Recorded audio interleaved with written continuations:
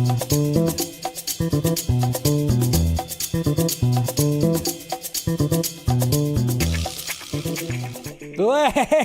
do it, guys. What's happening? Welcome to Film Junkie Live. How we doing out there, huh? We doing good? Hopefully. Hit that like, thumbs up, do all the things. Make sure you subscribe to the channel. And let's have a little fun, right? You know, it's all craziness out there. Everything's insane when it comes to all this stuff. We take this stuff way too seriously. All right, guys. Hopefully you're doing good. Had a good weekend and everything. Let's see. What do we got here when it comes to the chats? The chats. That's right. Hold on, let me adjust that a little bit here. Hold on. That's not working. There we go. Ryan, what's going on? Guns right. I work with cameras. The mountains are highlighting David's face, just like in Mission Impossible 5 Rogue Nation or Rough Nation. Tom Cruise on the aircraft. Interesting, okay. Or the Batman in the Iceberg Lounge, no CG, just a lighting and camera placement. We got best Lex Luthor right here. If it looks bad, who cares what the reason is? Yeah, that's right. That's something Lex Luthor would actually say. Who cares? Who cares?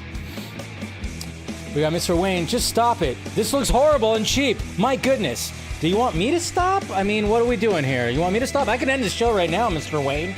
I got Luthor and Wayne in my chat right now. I knew today was going to be absolutely insane, but my God, we got Mr. Wayne and we got Mr. Luthor in my chat right now. Do you want me to stop? I mean, what's going on? I just... Y'all just want to eat everything WB throws at you, huh? Okay, well, there's that right there. Well, you want to be partaking in this, so why are you here? I'm just saying, if you don't have to be part of the discussion, or you can listen to what I have to say before you start assuming shit. Don't assume. You make an ass out of you and me, Mr. Wayne. Just saying. Just saying. Indiana Jake, this should be a fun one. Oh, yeah, it's already starting off with a bang right here. What's going on? Disneyland Dude 05. Did someone Photoshop Dave's face on the flying fish line? There you go. Well, you saw it. You saw it at the beginning right there. So, let's see. Versus C. The positive reception to the first trailer broke haters' brain. It's the only explanation for this forced drama over a few, it's not even a few seconds. It's like literally 2 or 3, but yeah. Well, I guess that could be considered a few. Can't wait for Puppy Bowl for round 2. Oh, that'll be an interesting one too. Oh boy, here we go. Exactly. What's going on, Axel Droga? I know I owe you some voice recordings. I'm going to try to get to those tonight. It's just busy things have been happening in my life right now. I've been too distracted when it comes to shit. Sorry. Music Man, hello everybody. Hello everybody. And then Dave, I liked Wolfman. There you go. We got another Wolfman fan right here. Good. I enjoyed it myself too. Not a perfect movie, not as good as Invisible Man, but hey, good movie. I still enjoyed it. So we got ahoy hoy, Mr. Jason McKenzie. Always great to see ya, brother. Always good, always good. Uh-oh, we got Jose right here. What up, Dave? What up, people? Oh, boy, they can't stop setting themselves up with everything they release. Everything they release, though? I don't know. I thought the trailer did a pretty good job of, doing some good things. I don't know. Oh, boy, now we got Ninja Gamer right here. I should probably take a drink if I had one right now. You fell into tribalism, you criticize. Okay, so I fell into tribalism, I criticize. Keep grouping me with Gunn DCU haters, despite my showing optimism for it as much as I've talked about Ayer cut. By the way, hope you'll be publicizing March's Ayer events. So there's Ayer events in March. I did not know this. I didn't attend the meeting there, Ninja Gamer, but next time, send me an invite to these fucking meetings. What are we doing here? I mean, come on. If you want me to participate, Ninja Gamer, send me the invitation so I can attend these Zoom meetings, I'm assuming. I don't know what's going on in the Ayer community. The people who organize this shit do not like me. I know this for a fact. So send me an invite or something, okay? Before, hey, David Ayer and I, we follow each other. I've messaged him. I've said, whenever he wants to come on the Vox stream, let's do this. And he hasn't sent me a message back, but he hearted it. He gave me a little heart to that message. So I mean, there's that, right? There's that. At least there's that. Okay? And, well, you keep grouping me in something as well, too. I don't know. Just the way that you message right at the beginning of my streams, hard not to group you into the haterade, I guess you could say. So anyways, Shano, howdy everyone. And we have an outstanding looking reveal view of Superman's face and the Man of Steel himself flying from the front view from the Superman 2025 teaser trailers from last year. So there you go. We got that. Okay, so let's see what else we got. We got JD McRae right here. What's up, Dave? Superman Discourse. That never happens, right? I know, right? What's going on, Brendan? Good to see ya. We got W Games right here. The people who say Zack Snyder doesn't understand Superman think they are so smart, like they read every every Superman comic, or there's only be one version of Superman that's only existed. Oh man, there's already discourse happening right here. What's going on, Fear Jason? Good to see you. Good to see you. Good to see you. Good to see you. All right, what else we got?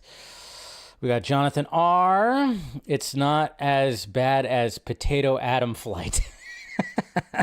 That's a good one right there. Potato Atom Flight. That's you know what? That's funny. Jonathan, I commend you on that one. That's pretty good. That's pretty good. Is that your real face, Dave? With all this CGI talk, I can't tell, right? This might not be my real face. Might be AI is just taking over everything. What's going on, Ash Kruger Myers? Bruh. I love it when people start off with bruh, like they say that in real life. Bruh, the movie looks dope. I don't know. I don't mean to make fun of you too, by the way. Anytime I see bruh, I just don't know. Who gives a shit about the close-up? Yeah. And it's funny because the internet lingo of bruh, I'm like, do you actually say that in real life? Maybe you do. I don't know. Sorry. I just see that and I immediately start, kind of making fun of it. Apologize, Ash. I'm not trying to, or anybody else, but yeah. What's going on, Taladia Plays? Good to see ya. Cortez, I like the shot. It does look kind of funny looking, but I think it's because I'm not so fond of the cinematography. So there you go. Reasonable right there. So... all right, and we got Zach right here waving. We got Lion Main Man. The CGI in the flying looks bad. Admit it, man. Admit it, man. Am I supposed to admit it? Or am I going to talk about what James Gunn said and talk about the lack of CGI? All right, well, I'll get to that point. I know some people are like, just admit it, man. Just admit it. It's like, you don't even know what the fuck I'm going to say. That's what's so funny about this, and that's what I've been receiving a lot, obviously, in the past 24 hours. I love it, too. It's like, oh, you're just assuming that I'm thinking that this is the most beautiful Superman shot ever. Okay, well, let's see if I do admit it. Let's see, who else we got here? Who else? Anybody else new? What's going on? We got Stephanie. She says Superman is dead. Bury it. So she's, of course, on the positive side as well. And then we got David. David, I honestly thought it was an AI fake. I mean, that's what we're thinking about with a lot of things lately. I tell you what. Oh, here we go. Pedogun's copy pasta, walled-eyed, soulless CW actors crap fest is the greatest thing ever. All right, man, I knew the chat was going to be just absolutely insane with this one, and sure enough, here we go. We got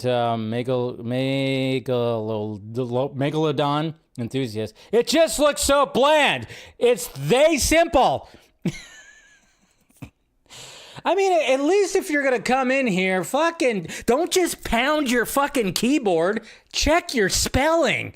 God damn, guys, you're typing too fast. All right. Wipe off the grease, the hot pocket grease from your fingertips, and then just slowly type. Okay, you can take your time. My God. Whew. It's just going to be extra today. So it's going to be okay. All right. It's going to be okay, guys. It's going to be okay. Like I said, I knew it was going to be pretty crazy. But anyways, all right. So, and then we got Ariel right here. You're sitting this one out. Okay. Like I said, there's plenty. We got Joe Starr right here. Did you see Top Gun comparison with the flying? Look good to me. Yeah. There is.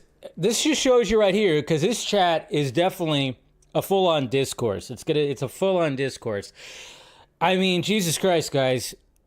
10 years ago, I was defending a filmmaker and his Superman. And here I am 10 years later, kind of doing the same thing. And it's worse now. It's so worse now because the technology technology with things have improved. Some things have not improved. And social media, of course, has just blown up to where it is now. It is kind of interesting. But, in those 10 years while, doing this, making videos, defending things and just loving, DC content, movies, all this kind of stuff, you just get that thick skin. So you're like, okay, yeah, now in 2025, well, yeah, your skin has to get a lot thicker because, yeah, I've gotten a lot of garbage thrown at me, in the past 24 hours for sure, and some interesting arguments, but we're going to go over all that stuff and everything like that. So anyways, guys, hopefully you guys had a good weekend. Again, hey, even, the people who are, that are kind of hating or whatever the fuck, hey, subscribe. I swear you're going to be okay with what I have to say right here, okay? You're going to be okay? You're going to be okay. Even you, Ninja Gamer, if you're still watching. But I think you're a subscriber, so it's okay. But hopefully you guys had a good weekend. My weekend was pretty low-key. Didn't really do much. Didn't really go anywhere. Actually, I didn't go anywhere. No, I didn't go anywhere. I had like a half day of work on Friday, which is always great. And treated myself. And then, of course... and when I say treated myself, I needed to get a massage. My back was just like all tightened up and everything like that. So did that. And then of course, just, did the vodka stream, had fun with that. And then Saturday, like I said, I do have some news. I'm not going to reveal it quite yet, guys. I teased this last week. I eventually will. I think I'm probably going to reveal it to the members on Wednesday's members only stream. I'll reveal it to you guys. And some, and I already kind of revealed it when I did a Patreon podcast last night. So yeah, so things are in the works, like when it comes to real life kind of stuff. So, yeah, I'll talk about it on the members only stream, and then I'll fully reveal it. Probably on the Vodka stream or something like that. I don't know. It's just, yeah. But, and when it comes to my executive producer, hey, Carrie, who's shown up, Vandenberg, he is my executive producer, of course, this week. So I don't have the little decal to put up here because, hey, been preparing a lot of other things when it comes to the stream right here. But thank you, Carrie, of course, for supporting the channel on Patreon. Always great. And then, of course, there was playoff football that was happening yesterday, which, yeah, that didn't go the way that some people wanted to go. But, it's the way it is. Chiefs and Eagles, again. We'll see what happens. I really don't have a dog in the fight. I wanted the Bills to win. They didn't win, sadly. I thought they had it. I thought they were going to have it for a minute there, but, it doesn't help when you're also not just playing the Chiefs, you're playing the refs. And there are some interesting things that happened when it came to the refs. Just saying, some sketchy things that happened with that. But hey, the Eagles might win it. I don't know. But then I'm kind of like going, well, fuck it. Just let the Chiefs do the three-peat thing. That's never happened. Let them do the thing, and then they can go away. I don't know. But yeah, so it was cool watching football yesterday. Didn't go anywhere. Like I said, it was like rainy and cold here. Winter has finally fully arrived in Southern California. It's been cold. It's been wet. It's been a little rainy and stuff like that. So good times. All right, guys, let's go ahead and let's start it here. Gee, I wonder who the NFL wants to. I know, right, Stephanie? It's unbelievable. It's unbelievable, some of this stuff. Yeah, I mean, when I watch the videos, they're like, oh, the NFL's rigged. I just go, nah, that's bullshit. And then I start watching some of the things and some of the calls, and I go, well, maybe. Maybe it is. It's interesting. So, all right. So let's get started. Let's go to the tweets right here. And my God, guys. Well, even though that Dune Part 2 should have got more nominations, it is still cool that it got 5 nominations, and that's where we start right here. The official Dune movie Twitter account did post this right here. Received, of course, Best Picture, Cinematography, which it very should win. Best Production Design also should win. Best Sound, Best Visual Effects. It should win all these, to be honest. Well, you guys know that Dune Part 2 is my favorite movie of last year, but of course, Denny did not get the Best Director nom because, I don't know, the Academy is weird when it comes to directors. The DGA and all that stuff, and I'm just like, okay, well, cool, you know. It should have got way more than that. Oops. Had that still going right there, sorry. Yeah, and then, of course, we're all looking forward to, hey, guys, we're all looking forward to Daredevil Born Again, right? It's coming out March like what, 3rd, 4th, something like that, beginning of March. And the trailer came out. We're all excited. We're excited to see Charlie Cox back, John Bernthal, the whole crew. And it looks like they're just keeping that grittiness into the, coming into the MCU. They're keeping that grounded grittiness that we love about Daredevil. And we watched that trailer with the fight choreography, the fact that, we got some pretty kind of almost pretty graphic, breaking of like limbs and shit like that, and it's all looking pretty good right here. And I think SFX magazine knew exactly what to put on their cover when it came to Daredevil Born Again. It's another look at Charlie Cox in the Daredevil, cowl and the costume, which looks really good. But it's SFX magazine, and they're like, well, we're gonna place him in front of the logo to basically make it look like, yes, Daredevil Born Again is sex. That's right. It is absolute sex. They knew what they were doing right here. Don't tell me they didn't. I mean, come on. You have his head blocking that it's an F. It looks like it's sex. But I agree with you that Daredevil Born Again, that trailer, it was sex. I'm just saying. Nobody makes that mistake. You don't look at that and go, you don't look at that. But they're like, put it out there. People will comment about that. And sure enough, we all did right there. But, I think we can all agree. Yes. Daredevil is sex. So, yeah, absolutely. 100%. Hey, you remember Dina Meyer? You remember Dina Meyer, right? She was, of course, in the 90s, especially Starship Troopers. Remember Dina Meyer? She was in the Saw movies, too. I always had a little crush on her, I'm not going to lie, especially after Starship Troopers. But, she's been in numerous movies. But do you remember that Dina Meyer was playing Barbara Gordon in the Birds of Prey series that was happening, I think, in, I don't know, it was like 1999, 2000. It was around that time. She was Batgirl. And essentially what they did when it came to her Batgirl costume, they took Alicia Silverstone's Batgirl costume and kind of just like, okay, you're going to wear this one. We'll of course, fit it to your body, but we're going to change some of the coloring and everything like that. So she actually decided to post. It was a Throwback Thursday post from this right here. And there she is right there with the cowl and everything. And to be honest, it was a big improvement. It was an improvement. Like, I was okay with the Batgirl costume that Alicia Silverstone wore in Batman and Robin. It was fine. But, just adding the yellow boots, the yellow gloves, the yellow belt, and the yellow emblem of the bat on her really made it pop with that blue. And then, of course, the cowl. The cowl was, at least right here looks a little, a little interesting, but hey, it's cool. And, my God, Dina Meyer in a Batgirl costume, Jesus Christ. Save that for later. Okay. Stage 32, I'll be there. All right. So, we got that. And then, of course, I don't even know if I should post this right now, but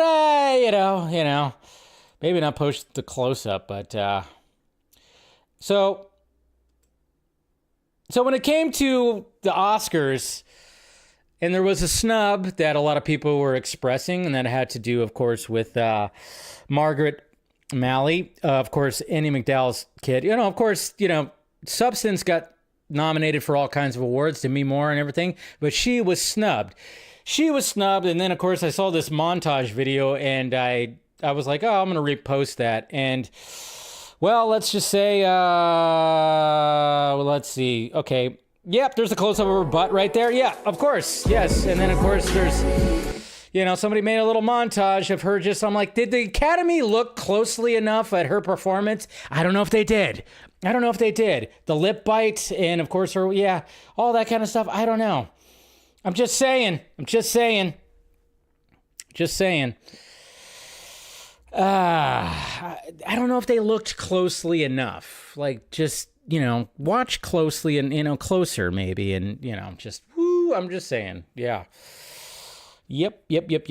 She's, let's just say she has, and it's not just the way she looks, okay? Both Demi Moore and Margret, they did a great job. She actually has a really excellent performance in that movie, so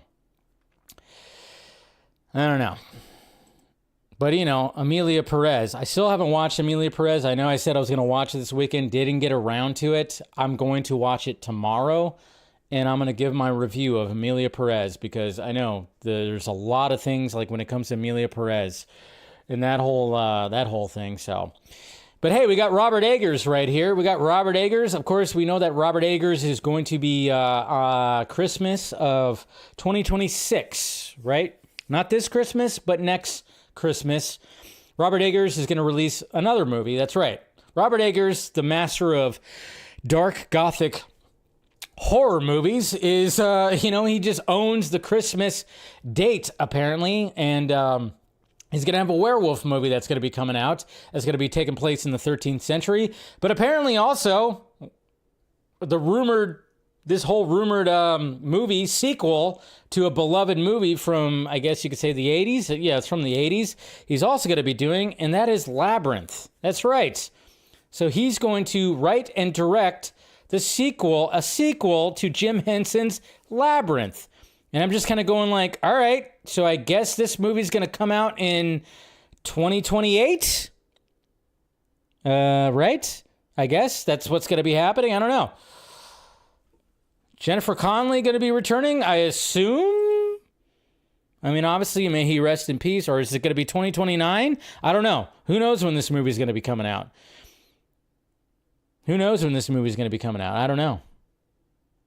Who knows? But, so Robert Eggers is going to be, he's been rumored to be attached to that, so that's pretty interesting. So I don't know. That's like, I remember I watched the Labyrinth movie many, many times, and, somebody's going to have to fill the pants of David Bowie because, well, let's face it, if you look at that movie, and speaking of pants, I mean, one of the memorable things about Labyrinth, and mind you, it's supposed to be more of a family-friendly movie. He has a crazy bulge in those pants. It was kind of interesting. Yeah, just look up the images. Look up the images if you don't know what I'm talking about. But yeah, it was like, yeah, crazy bulge that David Bowie had in that, and it's supposed to be like a family movie. It was like, whoa, ooh, okay, interesting. But hey, someone's got to fill the bulge, and I don't know who it's going to be. It's not going to be Willem Dafoe. I know Willem Dafoe shows up in all of Robert Eggers' movies, but I don't see him being that. He'll probably be like a rock monster or something of that some sort, but that could be pretty cool. I don't know. Anything Robert Eggers does, I'm all for. And then, yes, guys, I think we talked about this during the members only stream last Wednesday.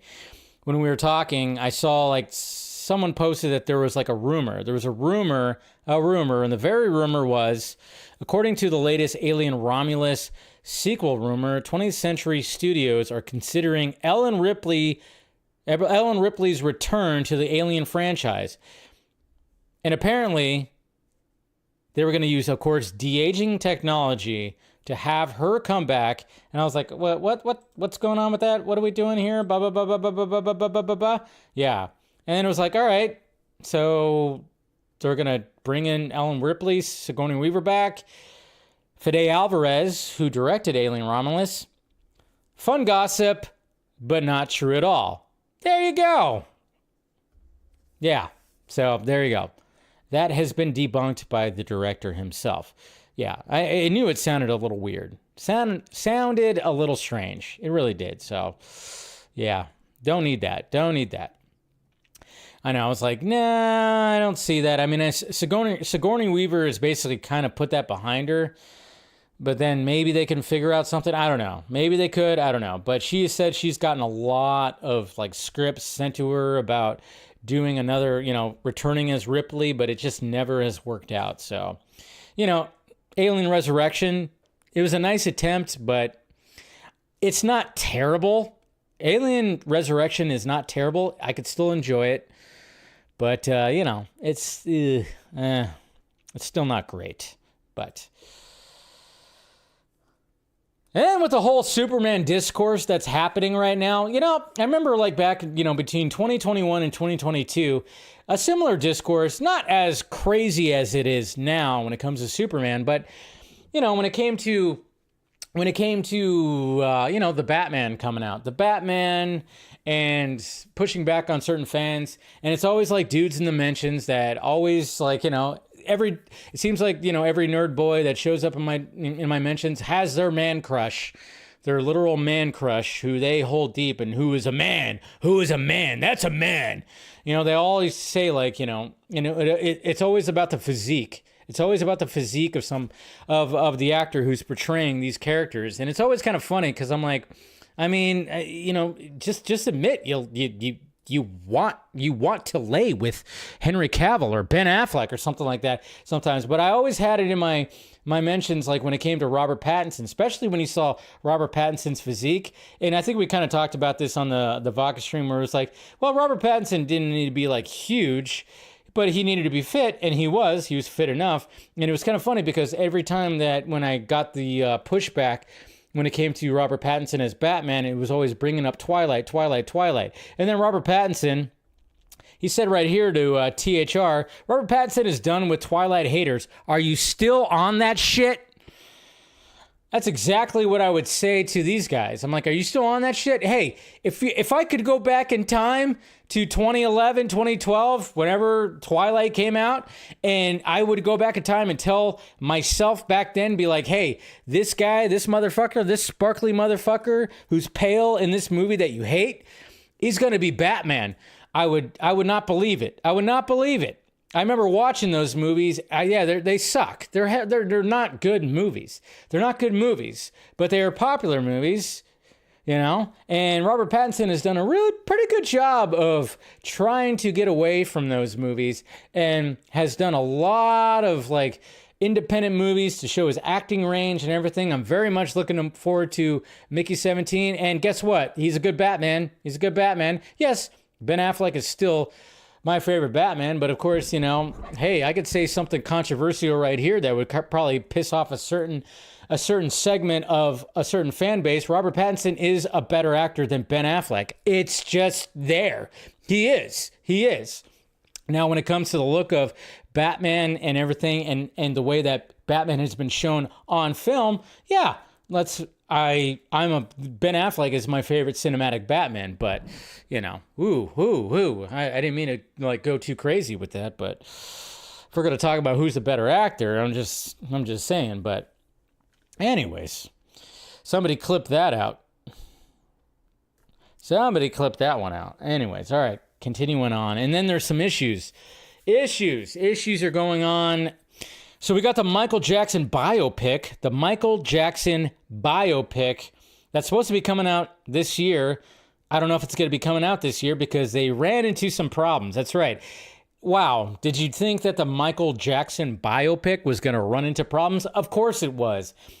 There's so much controversy about Michael Jackson that naturally there was going to be issues when it came to the Michael Jackson biopic. And according to Puck News, the third act of the Michael Jackson biopic has been scrapped and will have to be reshot due to a legal issue. The third act focused on 1993 investigation into Jordan Chandler's claim that Michael Jackson sexually abused him at 13 years old. Jackson's estate forgot they signed a deal with Chandler's family years ago to never include them in any sort of movie, rendering the third act pretty much unusable.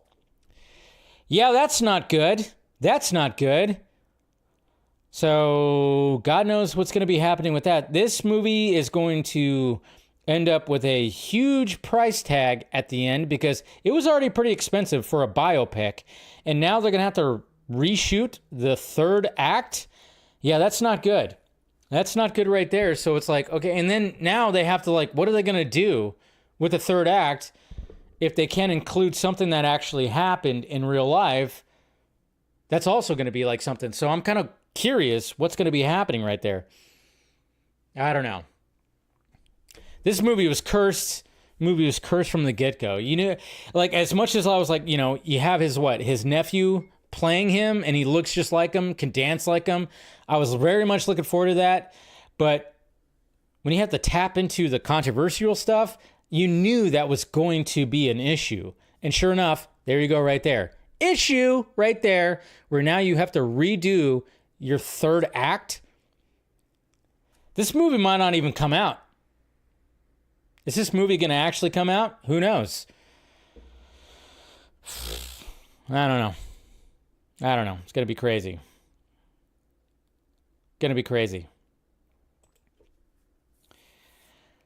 So even when it comes to, okay, this is funny right here. Because, again, I'm going to, I promise you, I said I was going to watch Emilia Perez this weekend, but I just, just didn't have the time this weekend to sit down and, part of me was like, do I actually want to watch this? I don't know if I actually want to watch this. I'm pretty sure I don't want to watch this, but I'm going to watch this. But anyways, so Letterboxd. That is a popular site. I'm not on Letterboxd. I maybe I should join it. And maybe I should. I see it on Twitter all the time when people post their Letterboxd reviews and rankings and all this kind of stuff.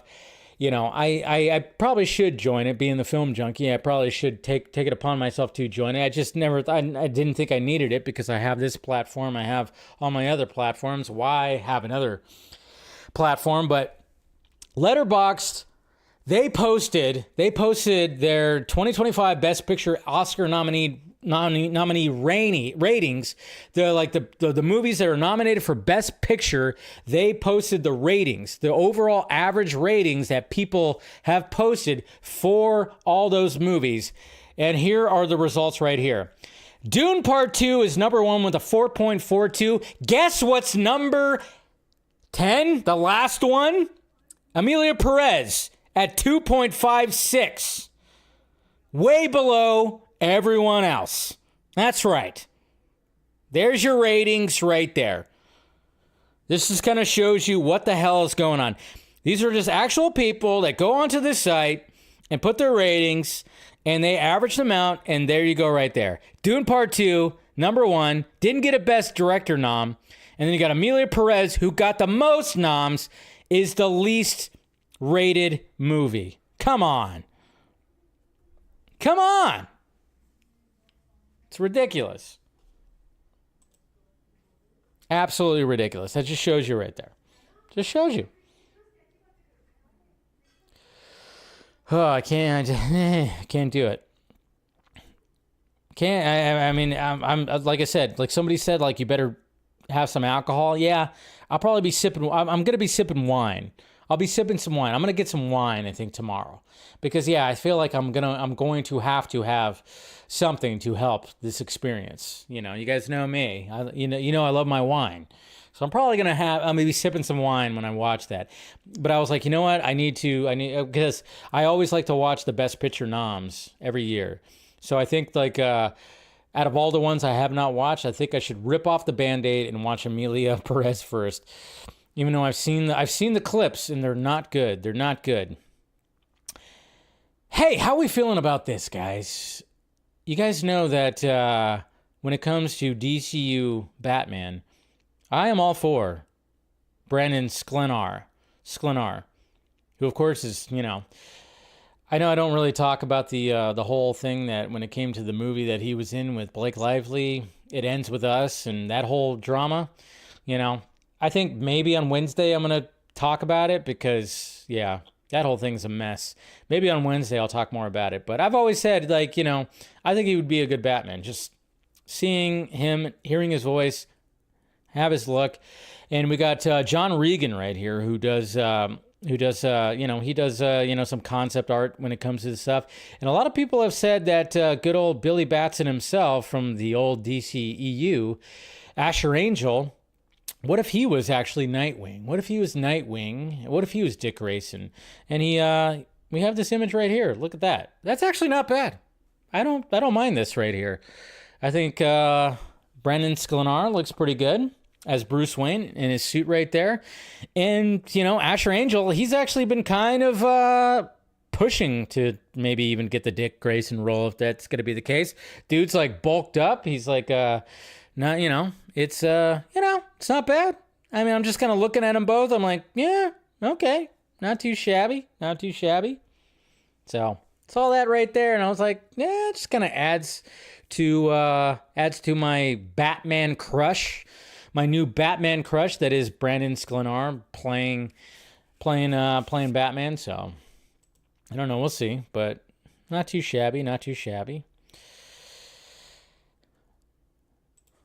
And hey guys, we got a reunion that's happening. That's right, we got a cinematic reunion that's going to be happening between a director and a star of a movie. You guys remember a little movie called Fury? That's right. If you haven't seen Fury, do yourself a favor, watch that movie. It is an excellent movie. And then, of course, that movie was directed by David Ayer, and that was starring, of course, Brad Pitt. And it had a pretty good supporting cast as well when it came to that movie. Watch that movie. But hey, guess what? They are teaming up again. That's right. David Ayer's next movie is going to be called Heart of the Beast, which is a survival thriller that follows a former Special Forces soldier and his retired dog who battle for survival after a plane crash deep in the Alaskan wilderness. I'm for that. So there you go. So David Ayer is going to take a break from Jason Statham, which is kind of funny because we had Beekeeper last year. We have A Working Man this year, which is just, them reteaming and essentially doing the same thing, just with a different plot. But yeah, so David Ayer is going to take a break. He's going to take a little break from Jason Statham. He's going to reteam with Brad Pitt, and they're going to make this survival movie. And I'm like, hey, I'm all for it. That's pretty sweet. I love that. And then we also have an official date for Scary Movie 6. That's right. June 12th, 2026. So about a year and a half from now, that's when Scary Movie 6 is going to be coming out. This was announced by, of course, Marlon Wayans. They posted the dates. And there you go. And I say good. The parody, the spoof genre needs a resurgence. It needs a renaissance. We need to get back to making some good spoof movies. There's plenty out there that we could spoof. Let's bring back that genre. Please. Please bring back that genre. Oh, and did you guys know this? Hey, we're going to get another... the Resident Evil franchise. Yeah, the Resident Evil franchise is never going away. Never going away. It's definitely not going away. And I saw this right here, of course, that another reboot. Another reboot is actually is coming, and this time it's going to be brought to us by Zach Cregger. That's right. The guy who made Barbarian, which I actually enjoyed. Barbarian was a crazy little small horror movie, but he is going to try to attempt to reinvigorate and reboot the Resident Evil franchise. That's right. I didn't even watch the last attempt. They try to reboot, right? They try to reboot it a little bit on Netflix or something like that. I don't even know.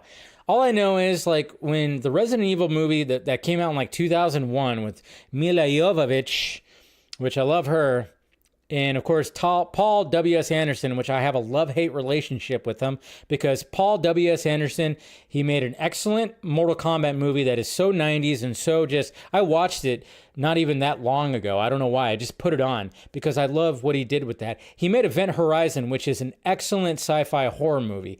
That's probably his best movie, Paul W.S. Anderson. And then he made the first Resident Evil movie, which I thought... It worked. But then all the sequels, it just started getting worse and worse and worse. I can't say that. I could probably say that Resident Evil 2 was worse than some of the sequels that came after that. I think Resident Evil 3 was better than 2.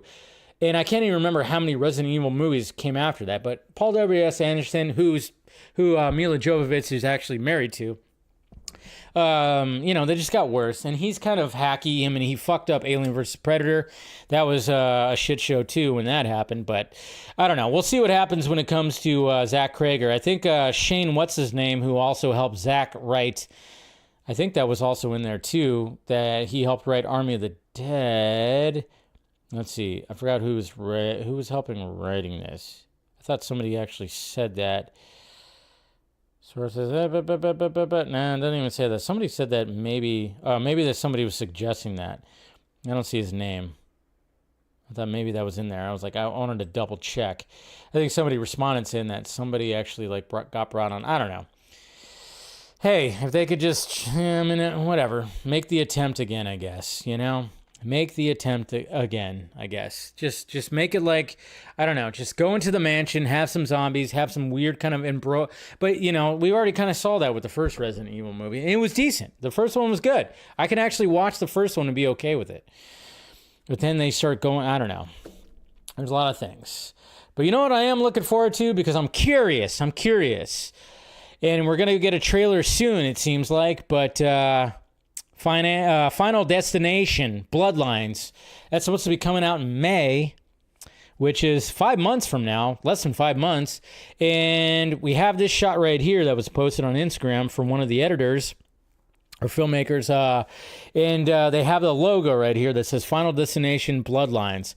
You better believe that what's his name is going to be in this. I just have a feeling that Devin Sawa is going to be in this. I just have a feeling he's going to show up. Who knows? I don't know how they're going to pull it off, but he's probably going to show up. But the fact that they're calling it Bloodlines means that every character is going to be attached to all those first people that were in the first Final Destination. They're going to be attached to them somehow.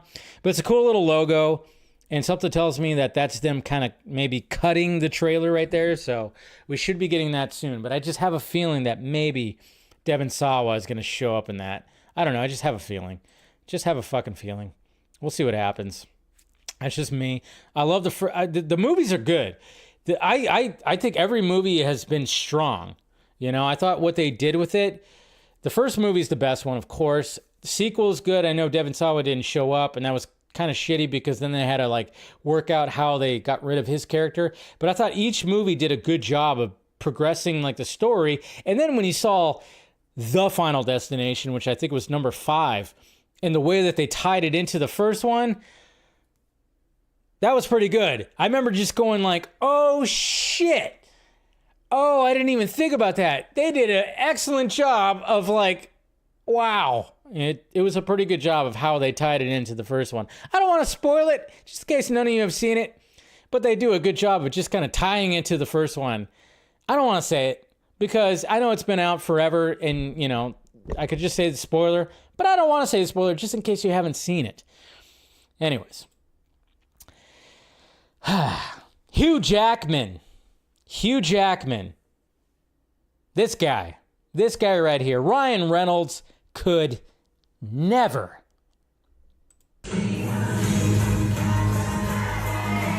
That's right. I should probably turn that down for copyright purposes, but we have Hugh Jackman on stage doing a jump rope thing display right here. Of course, doing it to Bye Bye Bye.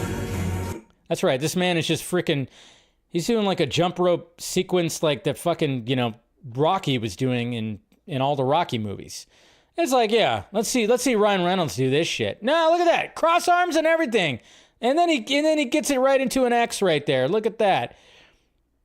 Yes, put it right there. Look at that. Jesus Christ. I know he's doing like his stage stuff again, so that's pretty cool. I think at this same performance that he was doing this, I think Ryan Reynolds actually did show up on stage and did a whole thing and everything like that. But I'm like, oh yeah, let's see Ryan Reynolds actually do that. But hey, look at him go. Look at him go. Look at him go. Gotta love that. Oh man. And then, of course, updating you guys on the Neil Gaiman accusations right here.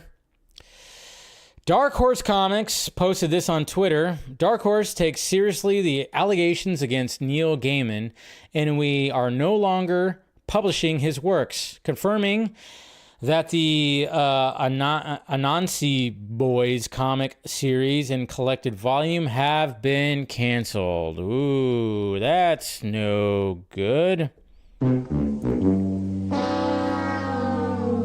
Yep, all those allegations. I remember I talked about them a couple of weeks ago about these ladies that came out and had specific allegations to them, and it was just like, whew, that is not great.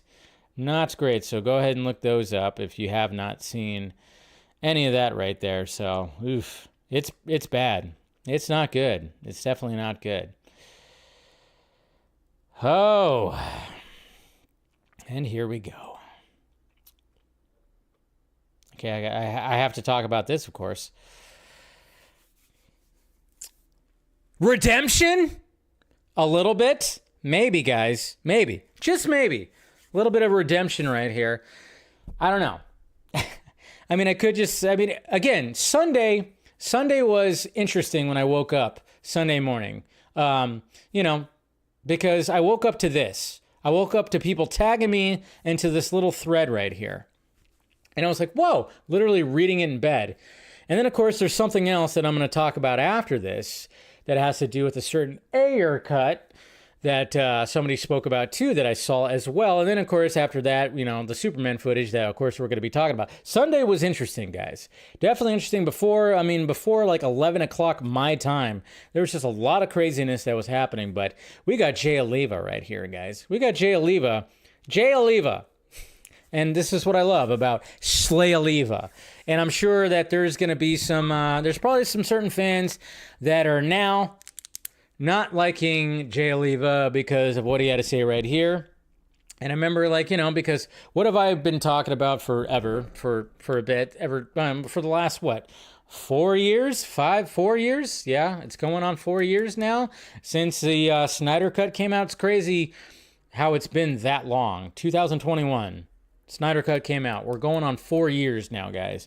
And, of course, when it comes to the restoration of the Snyderverse, looks like it's not really happening. Not really gonna be happening here, guys. It's especially with the new DCU and everything that's happening. But of course, I've always talked about, well, what if they did animation? What if they did animation when it came to the Snyderverse and continuing? And Zach has also expressed that he'd be open to that because Zach is an artiste. I know regardless of what some of his more diehard fans say, that he's a filmmaker. It's like, no, he makes art. Okay, he shoots it, he does photography, he paints, he loves animation, he loves all the mediums when it comes to art.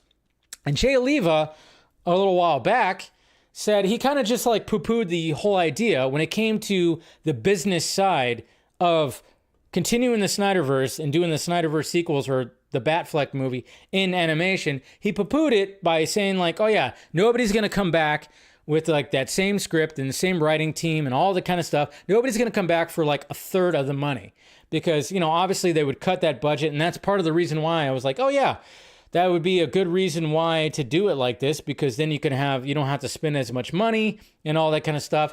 And he said, nobody's going to do that. And then he kind of just squashed it. And I was like, hey, perfectly fine. Hey, somebody who's in the business is putting out facts. I'm going to listen to them. And I said, okay, fine.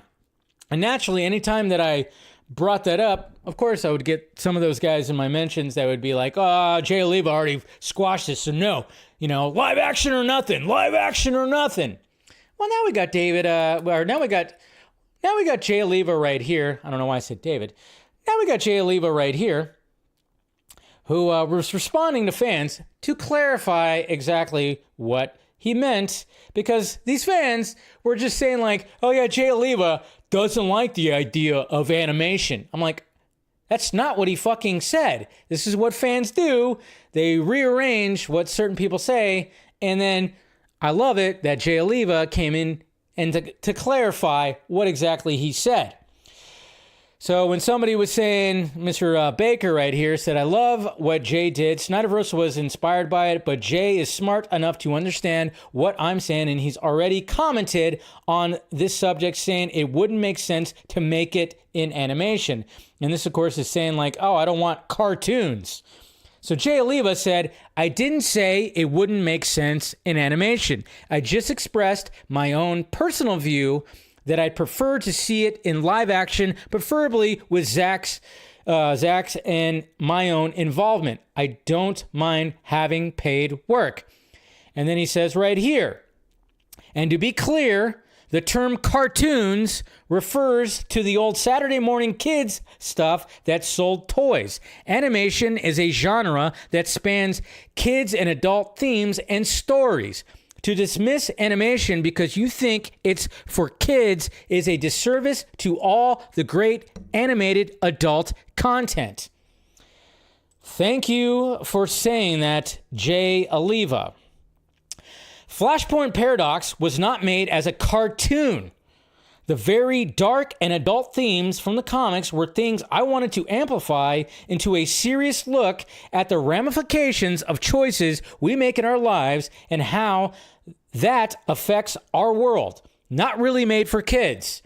Could the Snyderverse work in animated form? Of course it could. I even thought out, and I think he meant thought out, I even thought out the idea to continue the original cast to play their animated forms into an animated Kingdom Come universe that continued after the last movie of the live-action Snyderverse. That way, the original cast involvement can be minimal, but still continue their roles in these beloved characters, but in a type of retelling the events of Kingdom Come in the Snyderverse. Ultimately, it never got traction because of the decision to abandon the universe and cast. But if I was involved, I would have directed the hell out of that series, since I love Kingdom Come as much as I love The Dark Knight Returns. And you saw how I did that in Flashpoint Paradox. Oh, what the hell? My thing's not working. Come on. Why is it not working? Oh, I don't know why my applause is not working. Damn it. Anyways, I guess I'll just do it myself.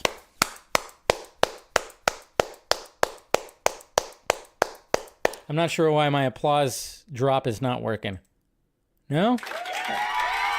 There it is.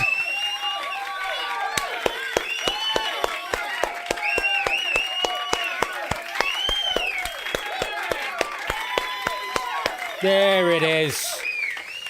Didn't work on my freaking little stream deck here, but hey, it worked on that right there. You know how it is. Technology, you gotta love it. So there you go. There you go. Little redemption for Film Junkie. Hell, come on. Give it. Right there. The fact, and I would always get that. I've even gotten, and we're gonna, of course, talk about, of course, what's going on with this whole thing when it comes to, in some of the response I got from this new flying of, this whole Superman face flying thing. But you don't know how many times I've gotten from these guys who act like children, go like, oh, I'm an adult, I don't want cartoons. Because they look at animation as, oh, that's supposed to be for kids. That's for kids.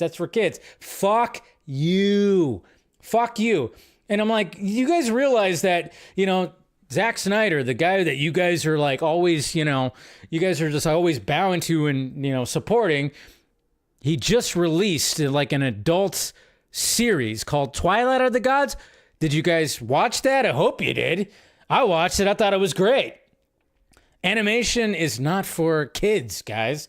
And I love that Jay Oliva put that. And I love the fact that he had an idea. What did I talk about? I just posted the clip from when I talked about how, when it came to the whole DC Elseworlds thing, because we're going to be, James Gunn confirmed that there's going to be a DC Elseworlds opening. And naturally, the crazies in the Snyder fandom were like, oh, well, you could just restore the Snyderverse under the DC Elseworlds banner. And I'm like, they're not going to do that. But maybe if things go well, Zack can be brought back to do like some kind of Kingdom Come legacy sequel for the Snyderverse, so we could see some of that.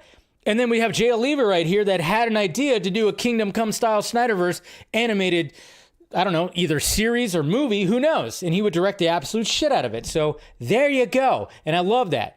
Slay Oliva right there. Jesus Christ. When I see some of these guys, they're fucking kids, they're for cartoons. Shut the fuck up. It's not that. So there you go. So now, I don't know, God knows if these guys have turned on Jay Oliva now because he said all this, and I love the fact that he did that. It was nice to wake up on a Sunday morning. This is my religion. This was my church on Sunday right here. Sunday morning was reading Jay Oliva's little thread right here, and I was like...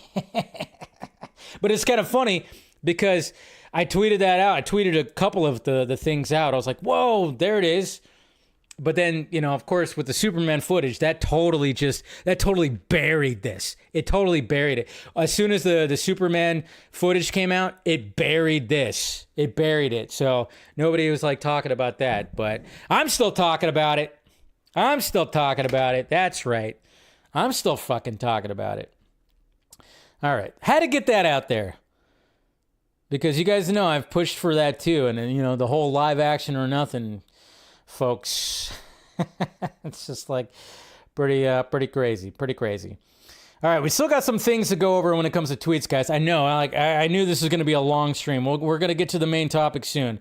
But I have to talk about, of course, Alien Earth right here. We got a new poster, which is an excellent poster. I'm still kind of curious of what's going to be happening with Alien Earth. This is a beautiful poster of the xenomorph, and his head, the head of the xenomorph, is Earth. That's so cool. That's so freaking cool. I'm very much looking forward to this series right here, and sure enough, what do we got? Oh, where's it at? There it is. We got a little teaser that showed up at the playoff football game. There it is. What? What's going on? Oh, you know that familiar sound. Oh, we got a face hugger going crazy right now.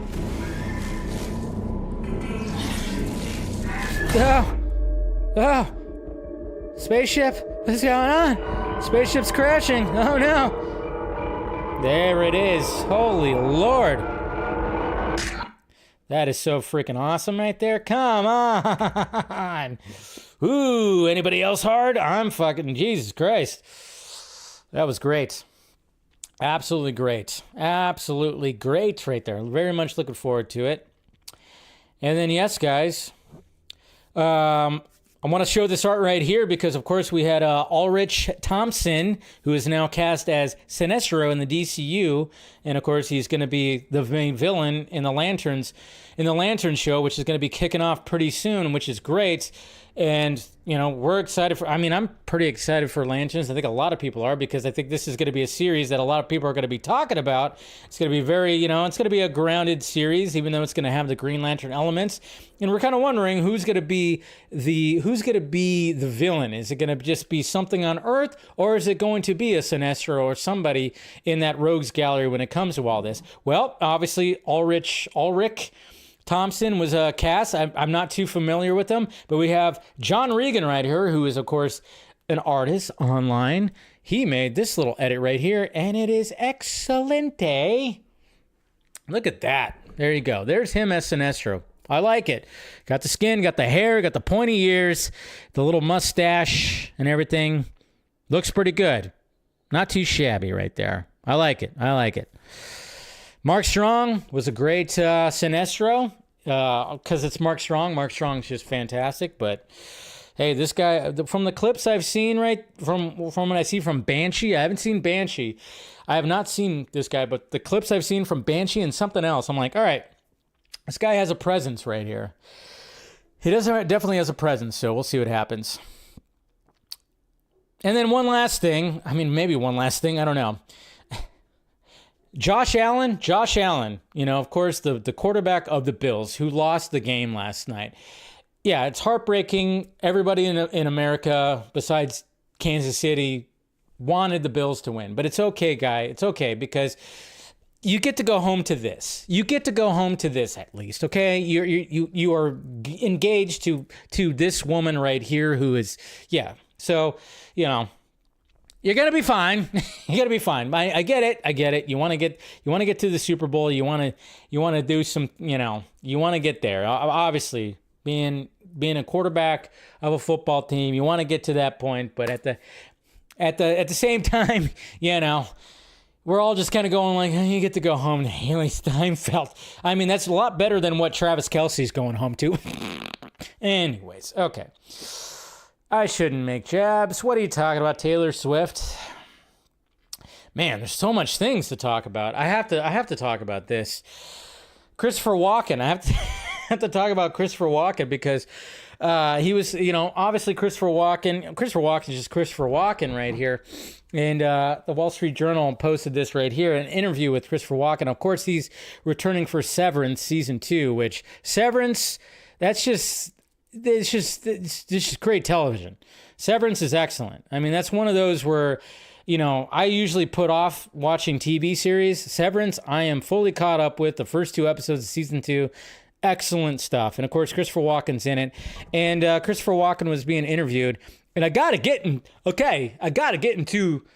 his voice because when I read this, I mean, come on. He talks about not having technology. I don't have technology.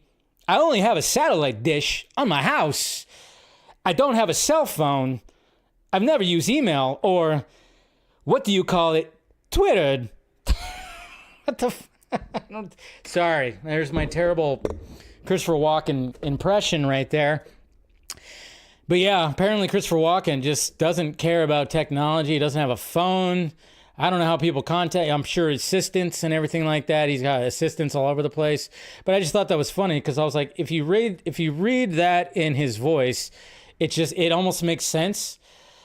I don't have a cell phone. I've never emailed or what do you call it? Twittered. I mean, Jesus Christ. I'm trying to. Hey, we got Saggy here, or Rhea. Sorry. All right, that's it when it comes to the tweets. Whew, man, that was a lot to go over right there. And thank you for trying to get me more than 30 likes right now. Hit that like thumbs up, guys. Hit that like thumbs up. Come on. Let's get that up here. I know. All right, guys, let's talk about the main topic at hand. I know. Sorry that the tweets took so long, but there's just a lot to kind of go over, when it came to other things besides controversy? What? This new Superman has controversy yet again? I tell you what. This is going to be studied. This new Superman movie is definitely going to be studied with all the discourse that is around this Superman movie.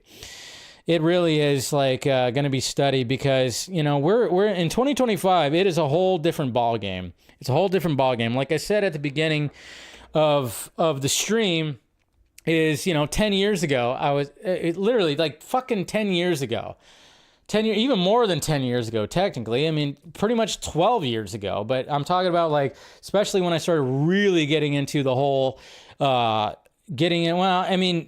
would say maybe it was more 2016, so maybe more 9 years ago when BVS was actually going to be kicking in gear. But I mean, I was defending Zack and his Superman, and here I am now defending James Gunn and his Superman. And like I said, it is so much crazier. The war zone has gotten so much more. It's bigger, it's grander. The discourse is a lot worse. The social media is just so much bigger now. And the technology for everything is so much. Everything is like looking at everything under a microscope and a magnifying glass. It is crazy. It is absolutely crazy how much what was all happening when it comes to all this. So, but yeah, let's go ahead and let's pull up the let's see, where am I at here? Let's pull up the full-on teaser trailer for Superman that got released yesterday, which of course, good for the marketing of Superman, that they're going to be like, hey, let's have a new teaser to post during the NFL, AFC and NFL football games, playoffs. A lot of eyes right there. Let's put a little spot right there, because I'm kind of wondering, I'm not sure what's going to be happening when it comes to Super Bowl. Maybe they'll have something also during the Super Bowl, but we know the Puppy Bowl thing is going to be happening. So I don't know. We'll see. We'll see what happens. So obviously I posted a clip giving like an initial response to all that. But Jesus Christ, where is it at? Oh yeah, we got that to talk about too. There it is. Jesus. So here it is right here. Let's go ahead and show this off right here. So naturally, we got the beginning that we've already seen of him just struggling to breathe. Not that much blood in this one right here. Whistling. We got that awesome shot because they know that everybody was raving about that shot for sure. That's a new shot. That's a new shot.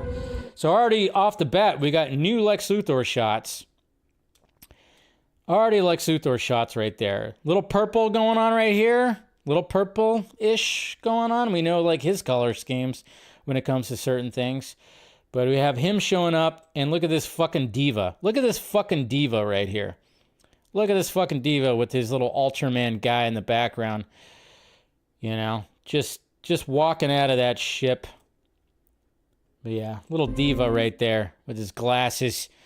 I think Nicholas Holt's gonna freaking just rock this. He's gonna rock this fucking role right here. He's gonna be a damn good Lex Luthor. So we continue on. We've seen that shot. We've seen this shot because I think they just were looking. You better believe that somebody was doing some analytics, and they're going, which shots were people raving about? Everybody was raving about this shot right here, too, of him punching through the grass, and of course the kid lifting that. They were raving about this shot, which apparently is like, is Kellex right there in the Fortress of Solitude, and then a shot of that right there, and then of course I love this shot. I've said it time and time again. Little did I was like, I did not think I was going to see a live action Superman movie where Krypto is dragging a bloodied, bruised up Superman in the snow, and I'm like, that's just fucking awesome. And of course the crystals forming, and that shot right there, and then there it is. There he is. There's the shot right there, the infamous flying shot. So, obviously we saw this shot right here on the teaser to the teaser. We saw this right here, and now we get the whole roll cut into right there. There he is right there. There's the shot. Now, my initial reaction when I saw just those 2.5, 3 seconds of him flying right there, I went, something seems a little off. There's something off. I don't know what it is. What is going on? I'm like, there's something a little off. Just a little off. Just feels like it. Feels like there might be something off. I don't know if and then immediately I went, well, the scene is him flying. You have the shot of him behind. He does like a barrel roll kind of thing.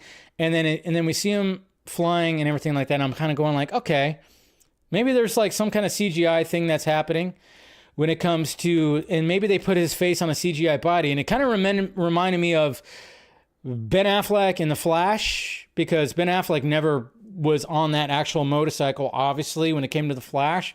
He was just in front of a green screen, and they put his head onto the stunt guys, obviously that was actually doing that. And I was like, okay, maybe there's something like that. Maybe there's something like that. And it just seems like it's just a little off right there. But then, so watching that, I was like, okay, but did I think it was absolutely horrendous and the worst thing I've ever seen in my life? That some people think that hyperbole bullshit that people always like to put out there? No, That's not what I thought. I was like, oh, it's still pretty cool that we're seeing him do that, and the shot's still cool. I like the transition from behind till like it spins around to like the front shot. I was like, okay, that's perfectly fine right there.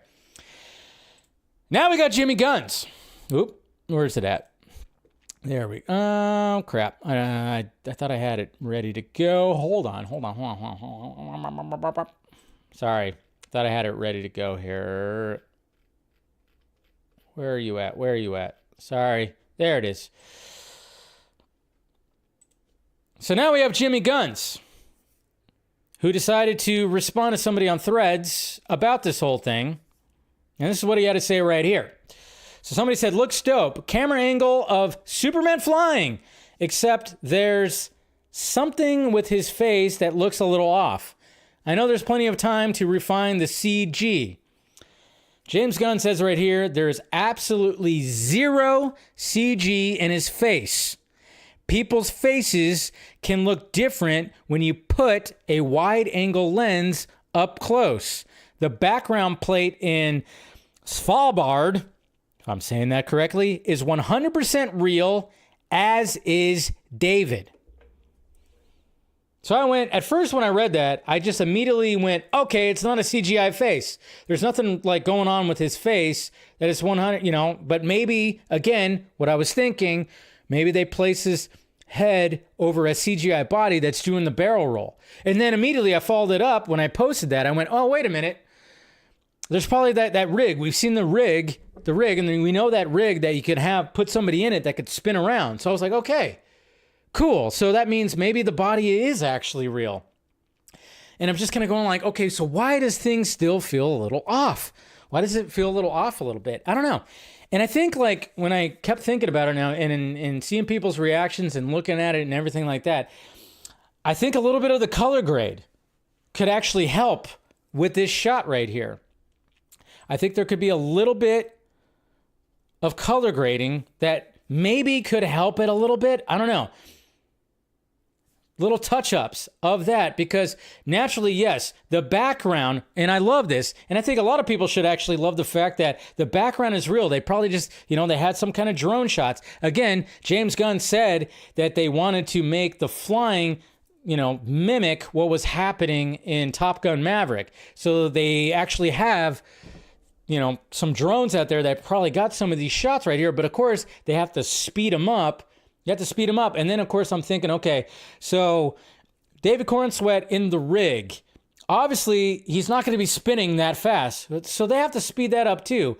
I think for me, part of what is making this seem a little off is just his face being just so stone-faced. It's just the fact that there's not anything really going on with his face emotion-wise. Like, it's not a bad shot. I mean, sometimes even the hair looks a little interesting, and that might be, obviously they're probably got a fan going into his face and hair, but even the hair might be, maybe that's part of CGI. Maybe part of the cape is CGI, but the background is real, but of course he's in front of a green screen doing his thing. And it's just the face doesn't change. The face does not change. And I think that's the main thing right there. I think that's what makes me think if there was just a little bit of an emotion on his face. I'm going, Jesus, Henry Cavill had more emotion on his face when he was flying. Right? Am I right, guys? The irony, right? You know what I'm talking about, right? But then, and I'm going to get to that in a little bit, because there were people that were trying to push back, the Gunn fans were trying to push back by, talking about how, Cavill's, little first flight thing. I'm going to talk about that in a little bit here, but I don't know. I think there was just the fact that it's just 100% just him, just, not much. Maybe if there was just a little bit of because I was thinking how would I was putting myself in if I was flipping around like that, would I be yeah. I don't know. And of course, people were talking about his eyes. That looks like his eyes are like, both of his eyes are not looking forward. Like one is looking up this way, one is looking up that way. Some people were pointing that out. And I'm just kind of going, I think that has to do with that wide angle lens. And again, we've seen these shots before. Of course, we've seen it in a James Gunn movie before when it came to Adam Warlock. You know, those close-up shots which were like, Like I said, Adam Warlock was the worst thing about Guardians of the Galaxy 3. So I think that wide-angle lens is not helping anything out. Like, it doesn't look bad. Like, I still like how it kind of looks and everything. But yeah, I think that wide-angle lens is definitely not helping certain things for sure. But we could throw out the whole thing that it's a CGI face, CGI this, CGI that. I think there's elements like the cape, and of course elements like the snow like rising up and flying into his face. Yeah, we can chalk that up to, yeah, there's some CGI, but the background and him himself is not CGI, which is good. And I think people should understand and be like, oh, well, at least there's that. So yeah, it's just a very interesting discourse. Like, again, the people who are saying it's the worst thing I've ever seen and all this stuff, it's like, shut up. You know, you just want to shit on it. And again, I've had so many conversations, and all it takes is just for me to click onto. It's been very interesting the past 24 hours clicking when I've been responding to people and talking with people. I mean, it's been interesting, but you know, I can click on their profile, and then of course I already see, okay, yeah, you're a diehard Snyder. Yeah, you don't like James Gunn, so yeah, you have a bias. What are we even doing here? There's nothing I could say. There's nothing that James Gunn can say that would actually get you to even think that anything different. Of course not. But there's also been ones too where I've clicked on their profile and nothing Snyderverse. And I'm going, okay, so we actually have like a general audience member critiquing this. Cool. But then at the same time, I saw a lot of praise for it, a lot of cool stuff, and a lot of people that were saying like, hey, this looks pretty cool to me when it comes to the flying and everything like that. All right. But at the same time, this shot is always a very interesting shot. We've seen it in, of course, like I said, Guardians of the Galaxy 3 with Adam Warlock. We've kind of, we've seen it pretty much with Black Adam. Black Adam, his head was way more into the camera, though, I will say that. We've seen it in, like, Sonic. Sonic has had that similar shot, too, when it came to Tails. And then, of course, even the Batman had a similar shot to it. Like when he's gliding, when he jumps off the Gotham City PD tower, I mean, the camera is like kind of latched onto like, onto his like, it's interesting. We've seen it in Blue Beetle also. So this is like a thing that's like a shot of like this. Now this one's not quite like those ones, but yeah. It does, and I think just like a little bit of the color grading, I was like, I'm okay with the color grading, but sometimes it does make things feel a little off. I think a little bit of that, and I think for me, at least, it's just the fact that it's just one face. It's just one face that David Corenswet's making. If there was a little bit, I mean, I expressed this when it came to, remember the Captain America Brave New World with the shield and Red Hulk is punching the shield and you just have like Anthony Mackie just going like this. I'm like, you guys need to make your heroes just have a little bit more of emotion on their faces. That actually helps a little bit. Like if that Captain America, like Brave New World, where he's, withstanding the punch from Red Hulk, if you had Anthony Mackie go, that poster would be way better. And then I'm just kind of looking like, what if like, you just had a little bit of like him just like, because he's moving his body. And so his face kind of moves too. Maybe that would have helped it a little bit. I don't know. I think just like little things like that. But like I said, when it comes to the people pushing back on the people who are hating this, and they were using Henry Cavill, because, I've seen some screenshots where they show Henry Cavill making like a weird, goofy face. And I'm like, it's all about context, guys. It's all about context, okay? First off, we don't know the context of this scene. So that's why I'm like, I don't hate it. I think it still looks good. It looks fine, okay? I don't think it looks perfect. I think, yeah, it does seem a little off, but at the same time, I don't think it's like the ugliest thing. I think it's like, yeah, it's fine. It looks perfectly fine to me. But when I saw people that were trying to use like Cavill's like first flight scene and like you see like a goofy, weird face, I'm like, context, guys. That was literally Superman in the context of that story learning how to fly. I will say that there is like a shot of him at first where you see him like this and the camera's really on him. It looks a little weird. It does look a little weird, okay? And this is coming from someone whose favorite Superman movie is Man of Steel and is a Zack Snyder fan. It does look a little weird because you have big, broad shoulders Cavill with a tight costume looking like this, and it's up close. It looks a little wonky, just that one shot, but at the same time, he's sitting there trying to go, huh, and then he's like losing, he's like, huh, huh. And it's like, in the context of the story, it makes sense that, things are that. So, fuck off when it comes to that. When I saw some people try to push back and utilize that as like, oh yeah, well, he looks goofy right here. Shut up. It's not the same. But we don't know the context of this shot. This is a Superman that already knows how to fly. This is a Superman that's already been Superman. And so then I'm just kind of going like, okay, so does James Gunn just want him to be like, okay, so when he's flying, he's not really getting like a thrill out of it. It's just normal for him. Like he's getting a thrill, but since, he's alien Kryptonian, he's just going to be stone-faced and he's not really feeling the thrill, or maybe he does in another flying sequence, or maybe he does prior to this. I don't know. This is just 2.5, 3 seconds. And it's just crazy that people are losing their minds over it. They're absolutely losing their minds saying it's bad. I like you know what I like? You know what I like? That's different. I love the fact that he's not doing this. I like the fact that he's not doing that. I like the fact that his arms are back. I like that. I think that's a little different, The fact that his arms are back. I like that. That it's not just like the normal Superman pose of one arm up or both arms up. I actually kind of like that. So,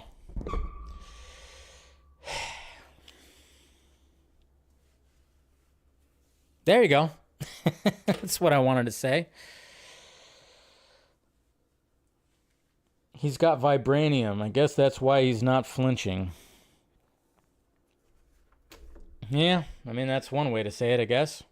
I like the flip too. It's not an origin movie, right? So yeah, exactly. So there's a lot of things. But like I said, I think it's the wide angle lens that's making things look, but it's, but to me, I'm like, I rewatched it over and over and over again yesterday and even today. And I'm like, it's still a good shot. It's still a good shot. I think there's just something when it comes to the color grading, and some shadowing and stuff like that can improve on it. But I think like my whole thing is just like, yeah, if there was just a little bit of like movement in his face, if there was like some like where he just, his mouth move or something. I think that's what's throwing people off is the fact that it's just full on, just one look on his face. And I think that's the main reason why people thought it was a CGI face. Or it was just like some kind of like, face replacement or something like that. I think that's what it is. It's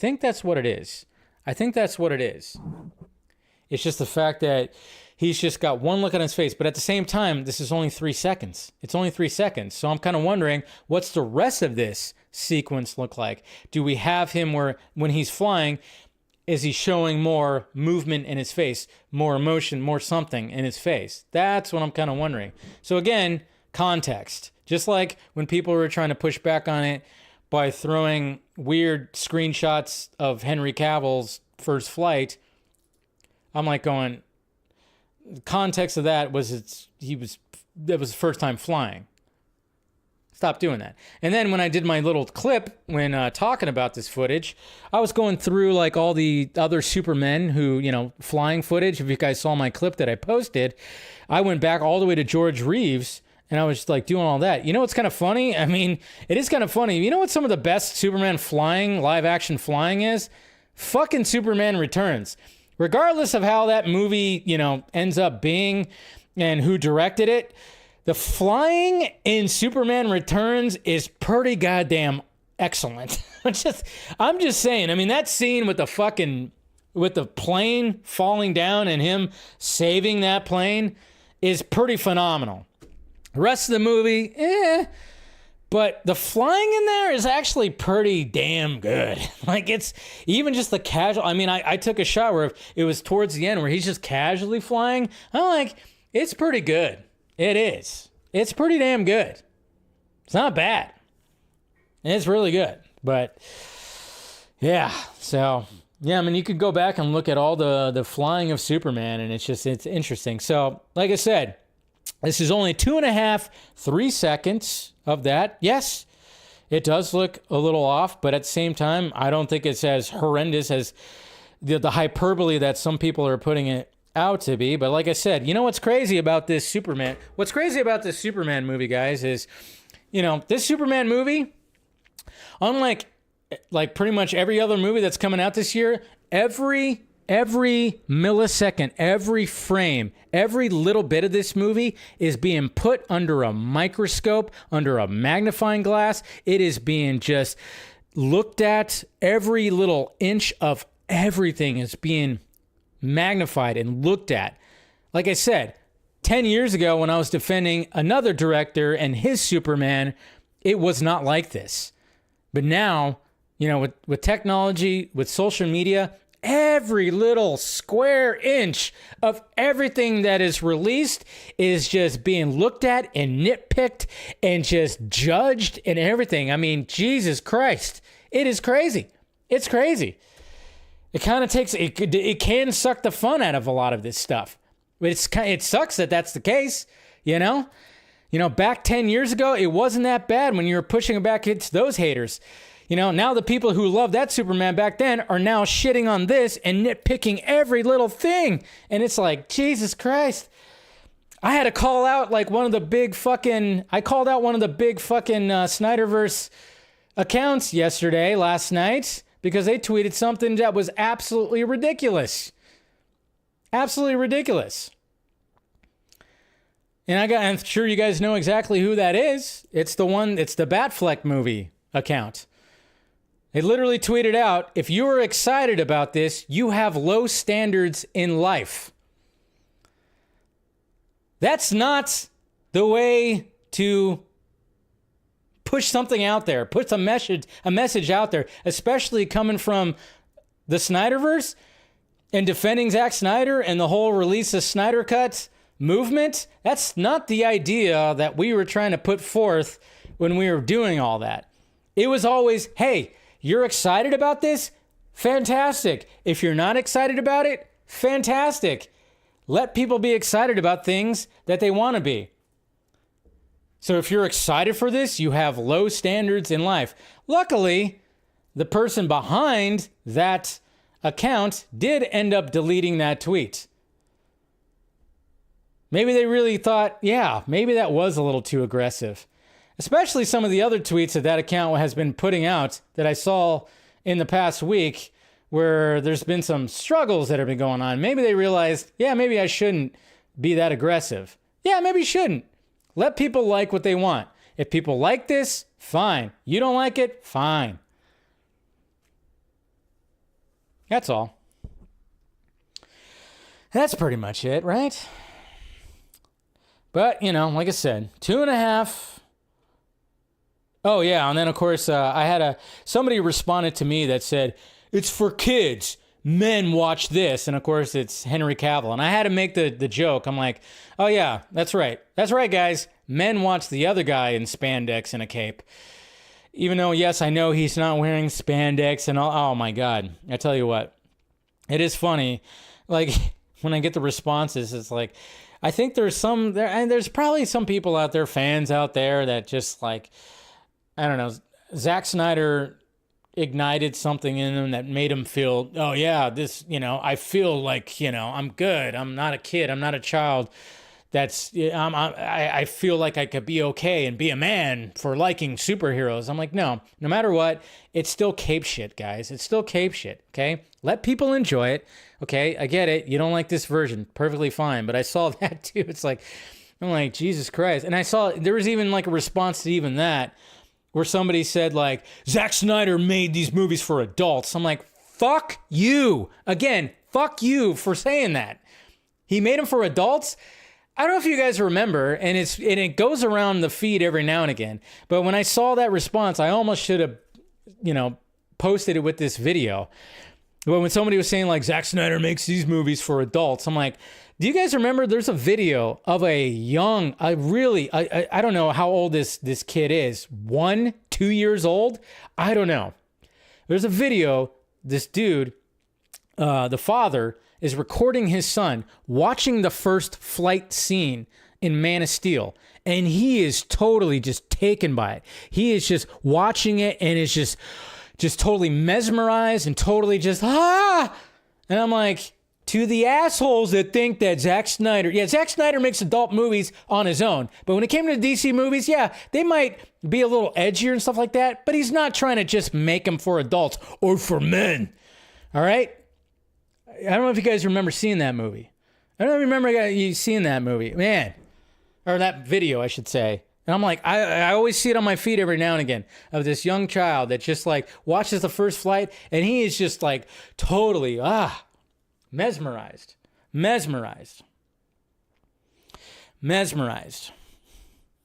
Yeah, Watchmen is different, okay? I'm talking about Superman and all this stuff like that. Yes. I know it's supposed to be for adults, but no, I don't think that's what Zach was trying to do. And in fact, I know it wasn't. Yes, he made it a little bit more edgier, but still, at the same time, he's not trying to like negate the fact that kids can still watch it. There's just a little bit more. There's just a little edgier than normal. And then here's something else too, guys. Here's something else too, because David Cornsweet did a little, one of those cologne commercials, when some of these celebrities do this kind of stuff. But he did it with, he did a commercial. I forgot which fragrance or whatever, company it was or whatever the hell. But he did a whole little commercial thing. But he did, but he also did it with Isa Gonzalez. And so there's this shot right here. And I went, they look pretty good. That's cool. There's David Cornsweet. There's Isa Gonzalez. And I went, You guys know what I'm thinking about, right? How would she look, with a sword and a shield and a... Maybe? Nah. She couldn't be... not Wonder Woman. I don't know. Just got me thinking because that. But probably wouldn't happen. I just thought, maybe. But damn, man, talk about... That's a pretty sexy little duo right there, right? Jesus. Whew. Anyways. Just thought I'd bring that up. Okay. I think I'm done with doing all that. Oof. It was for Boss. Okay, it was for Boss. Yeah. And now we have the Lantern series, which I think a lot of people are looking forward to. I'm definitely looking forward to. I think it's going to be something pretty damn special. And it's got a great cast. It's going to be interesting to see what happens. And now we got Collider. Collider had an exclusive right here. It's the best sci-fi script I've ever read. Lantern. Star reveals when DC series begins shooting exclusive. Yeah, no, of course they're going to say that. Of course, we have Lances right here, and we got the, Collider. And Mr. Steve right here was talking with Porna Jagannathan at Sundance and talked about this. And basically said, when asked about the project, she didn't hold back. This is the first script that I've read that I understand why there's an NDA. Everything is so insane. It is the best writing that I've ever read. I mean, that, might be some hyperbole there. Of course. I get it, guys. I don't know anything about sci-fi. I don't care, actually, she admitted. But this script makes sci-fi seem like my world. It makes it so accessible to me. I understand everything about this world, even though I don't understand the world. So it's the best sci-fi script I've ever read.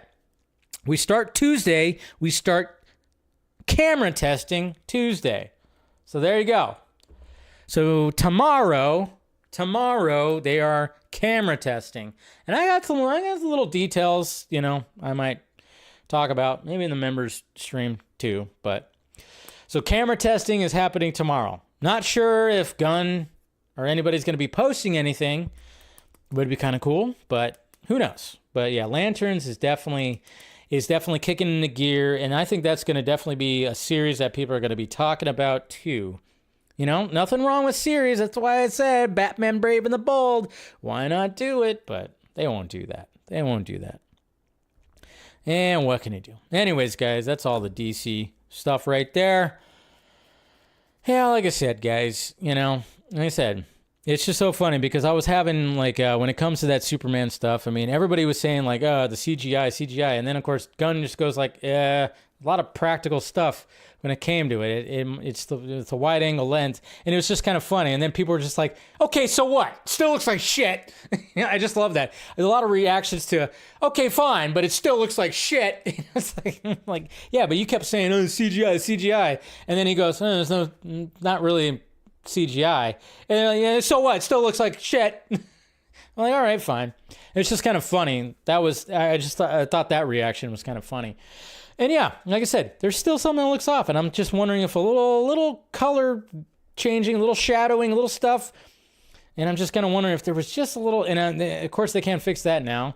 And like I said, 2.5 to 3 seconds, I think we're going to be okay. Remember, this movie's probably going to be 2 hours and 20 minutes. I think we could be okay with maybe just, but I don't know. I think the shot of Nicholas Hoult coming out of the that little carrier thing, that looked good, right? No one complained about that one. But I think we'll be okay. It's gonna be fine. But yeah, it just seems like there's every little thing is gonna be nitpicked about this movie. It's like just goes up and down, up and down. The teaser with the logo in the snow, there wasn't much controversy there. The suit reveal, controversy. The teaser to the trailer, controversy, because if people were looking at the shots, they're like, oh boy, even I said that. And then the trailer came out. Trailer got a lot of praise, and way more praise than it got negativity. And it's sitting at 53, 54 million views. Looking good. And then of course, like I said, it's just everything's just going up and down when it comes to this. Like, oh, there's controversy. Oh, there's not. Oh, there's controversy. Oh, there's not. We still got 6 months? Still got 6 months. 6 months of craziness. 6 months of craziness. But what else is coming out in July, guys? Dun, dun, dun, dun, dun, dun, dun, dun, dun, dun. We got Jurassic World Rebirth. And I wanted to bring up this right here, just something pretty quick, because we have David Coep, who is coming back to direct. I did not realize that he came back and wrote the Presence movie that Steven Soderbergh just released, and I've heard good things about it and everything. But there was this article right here. Let's see. Let me see here. Let me fully find it, because like I said, sometimes you got a full article with an interview, you just want to find a certain quote. But this is the article right here. From Variety, Presence writer David Coep on the devastating ending, Steven Soderbergh playing a ghost in his return to the Jurassic franchise. And basically, when it came to his quote alone, when it came to Jurassic World, he basically revealed one of the main things that he revealed, and I think a lot of people are getting excited for, because if you read the original Jurassic Park novel, and I think this might have shown up in what people are thinking about, it might have shown up in like the video game. He said there was a sequence from the first novel that we'd always wanted in the original, but didn't have room for. We got to use that now. So it was kind of like, interesting. And a lot of people were talking about, at least when I think I read the novel a long time ago, and I think I forgot about this certain sequence, but there is supposed to be like a raft sequence and maybe some like whitewater something going on, and the T-Rex is in the water. And I think that would be perfect for a Gareth Edwards Jurassic World movie. So if that scene is actually going to be a part of it, I think a lot of us would be like, yeah, that's going to be memorable and that's going to be fucking awesome. So yeah, there was like supposed to be like a sequence in there in the water, a T-Rex raft. Yeah, could be something pretty awesome right there. And I mean, my God, if you've ever been on the Jurassic Park ride, I mean, essentially the Jurassic Park ride is you're in a raft, you're in the water, and you do see a T-Rex at the end. So there you go. Anybody who's looking forward to Jurassic World Rebirth, yeah, there's going to be a crazy sequence that was in the book, which is most likely going to be that. That's what a lot of people are thinking. So Yeah, there was something like that in Jurassic Park 3, right? They were in a raft, but that was with the big, huge, whatever that dinosaur was. I forgot. But I don't know. Maybe it's going to be something different. Could be that. I don't know. We'll see. Yeah, I remember that scene. All right. Let's talk about the box office. Who went to the movies this weekend, huh? Anybody? Anybody go see Flight Risk? Well, Flight Risk actually, was number one. That's right. I saw it. I enjoyed it. Some people did not. I saw a lot of people going like, Jesus Christ, this was dull. Fucking Mel Gibson made this. They made this. I'm like, Mel Gibson made this, so then he can maybe make The Passion of the Christ too. I think this was like, hey, I'll do one for you if you help me do my movie. Because I talked about this. I think I talked about this on the Vodka stream. Obviously, Mel Gibson is not well liked, I guess you could say, when it comes to the past few years. That's for damn sure. But he's still Mel Gibson. He still had memorable characters and movies that he's made. Very talented filmmaker.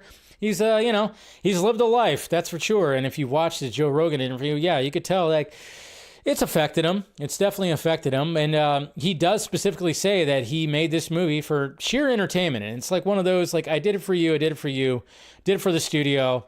And, some people just like, yeah, this wasn't. And I was like, you know what? I was entertained. Felt like a 90s movie. And do I think this is going to end up on my top 10 list of the year? No. But I enjoyed it enough. But yes, it did win the box office with domestically $11.6 million. Not much to go up against, of course, but Presence did come out too. It made 3.3. I'm not even sure what the Brave the Dark is. And I don't know if it's going to get an international release, but that's what's going to be the case. I'm sure the budget was pretty low. So who knows? Might make its money back. I don't know. We'll see what happens. Sonic the Hedgehog, where's that at? Almost at $500 million. We already know there's going to be a sequel to that, so that's good. Where's Mufasa at? That's at 627.5. Not too shabby. One of Them Days. This movie actually, I've actually heard good things about this too.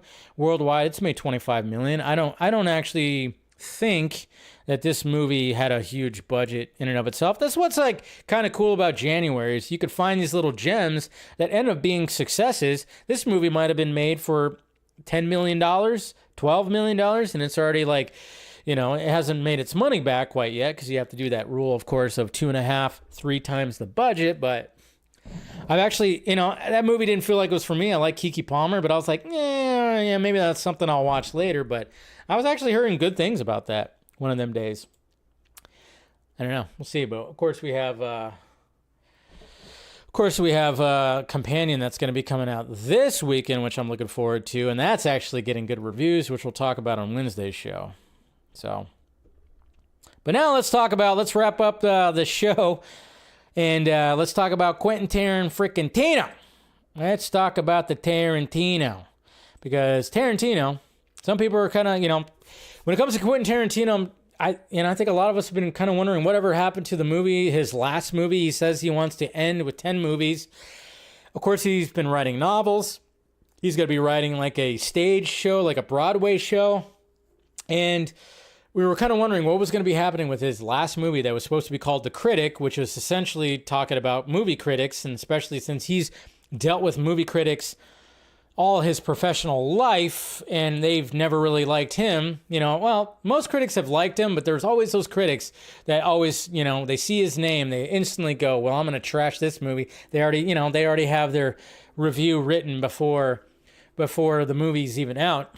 But Tarantino, he was this is at Sundance as well. He showed up at Sundance, and Variety right here actually asked him like, why haven't you been doing anything? And he says he's in no hurry to jump into production because he's been doing it for 30 years. He said, I've been doing it for 30 years. Next month, my son turns 5. I forget that Quentin Tarantino has a son, and I have a 2.5-year-old daughter. He also has a daughter.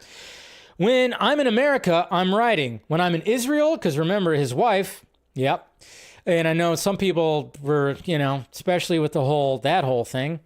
I'm an Abba, which means father. The idea of jumping on a voyage when they're too young to understand It is not enticing to me. I kind of want to not do whatever movie I end up doing until my son is at least 6.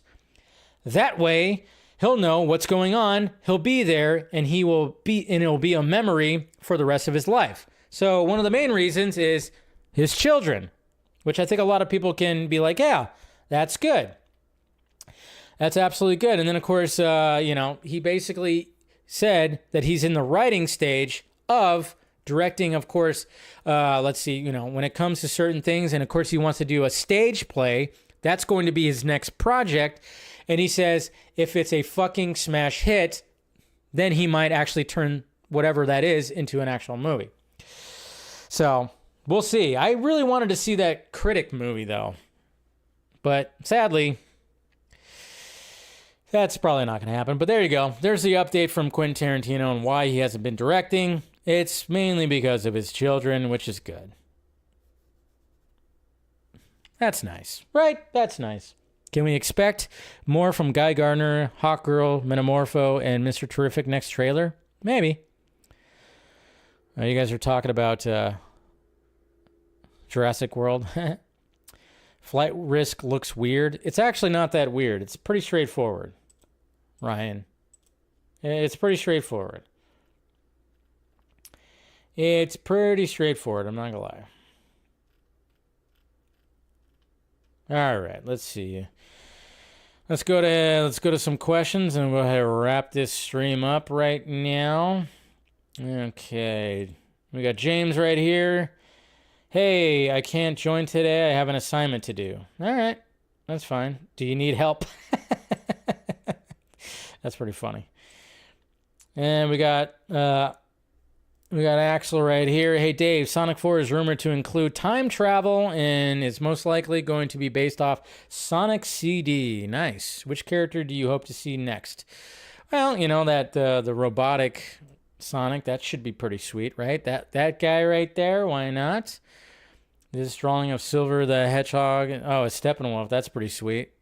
So we got Silver Sonic right there that Axel drew up that is in the vein of Steppenwolf and Zack Snyder's Justice League. That's pretty sweet.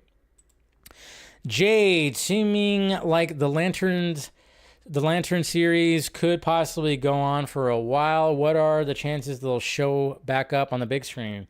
Think Jeff Johns would meddle with it again? Nah, I don't think. Well, I mean, who knows? That guy's he's still behind the scenes somewhere, right? I'm sure that Jon Stewart's Green Lantern will show up in another project somewhere. I mean, we're already going to get one in Superman. We get Guy Gardner. Darkness Under the Wind. Dave, when we get the Booster Gold show, do you think it will have Time Master Rip Hunter in it, helping Booster freeing the civilization from a dictator, helping Booster fix some multiverse anomalies, or Booster does one of these two things by himself? I mean, it could have a little bit of both, but I mean, why not? I mean, I would not be surprised with James Gunn having this unique knowledge of some of these off-the-wall characters, and why not have the Hunter character in there? So I wouldn't be surprised. Maybe if it's a show, maybe you won't be in there right away. Devin Wooter, hey Dave, I'm a little confused why people are mad about Superman face in the new teaser, and I just watched the Raid movies, incredible movies. Do you have a favorite scene from both of them? Well, there's so many of them there. I'm really sick and tired of seeing Kansas City Chiefs always winning. Yeah, I think a lot of people are there, Devin, but hey, what can you do? Kenny, hey Dave, I'm looking forward to the DCU in Superman 2025, and we need to give David a fair chance at playing Superman. The hate this movie is getting is unfair. In my view, I understand people are upset about the DCEU not continuing, but let's give the DCU a fair chance. Just saying. Yeah, I mean, some people will and some people won't, but just the way it is. Like I said, everything's intensified now. Mr. Nobody, hey Dave, I really enjoyed the Superman flight. By the way, you think Tarantino will write or produce any films before or after his last film? If he wants to hang up his director's hat, okay, but there has to be more than 10 stories in the man's head. Maybe a sequel to his previous film? Yeah, I wanted to see Kill Bill 3, and I still think that has a potential to happen. But we'll see, And yeah, he might still produce. But yeah, maybe that's why he's waiting so long to do his last movie. Cooper Knox, Superman Discourse all over everyone's Twitter timelines. Welcome back, 2013 Twitter. Yeah, I mean, I don't think it was as intense, but definitely 2015, 2016 Twitter. Holy Lord. Dave, I'll be honest, there is a Superman suit live action I have never disliked. Yeah, they all have their own, ways to them, Some are better than others, but, something I don't discriminate. Dave, what are your thoughts? What was your favorite Melissa Benoist Supergirl moments? Honestly, I didn't really watch too much. I didn't really watch Supergirl. I did not. I kind of fell off CW by that time. Last question, Dave, do you think Supergirl Woman of Tomorrow will have some cool Supergirl flying shots like this one? No, I'm sure it's going to have some cool shots too, for sure. I'm sure some people are going to be like, wow, that's so much better than what we got with, that's going to be the case. New Juice 5. Barrel roll was cool. Fisheye effect did David's face dirty, though. Yeah, I think that's what they're kind of realizing.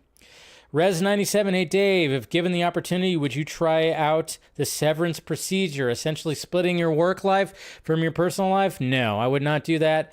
I actually don't hate my job. I work from home, so that would be a little strange. I would just wake up, and once I stepped into my hallway, all of a sudden, and then, no, because, yeah, I wouldn't want to do that. I definitely wouldn't want to do that, but, if I was working in an office that did not have any windows, maybe I definitely would, so. Maybe I definitely would. Refresh, did you get in late? Did you get in late there? Eric, come on, man.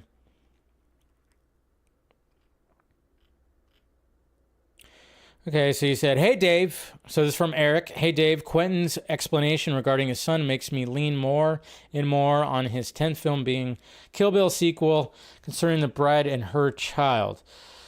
I mean, that's what I'd want. But I don't know. We'll see. I mean, damn, they could easily do a follow-up to that. Maybe that could be something with that. I don't know. I was looking forward to his Critic movie.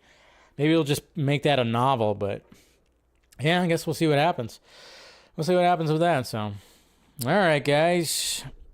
That is it when it comes to the stream. Be excellent to each other. It's just cape shit, guys. It's just cape shit. We're fine. It's all gonna be good, okay? If you're excited for it, great. If you're not, great. It's perfectly fine. So hit that like, thumbs up, subscribe to the channel if you haven't already. I do a post-show video I post on the Patreon, so you patrons, you'll be able to get some of my thoughts and whatever the hell on tonight's show. That'll be posted tonight on the Patreon. But then, like I said, members only stream after every Wednesday stream, so I'll see you guys on Wednesday. Have a good rest of your night, and I'll see you guys on Wednesday. Love ya. Talk to you later.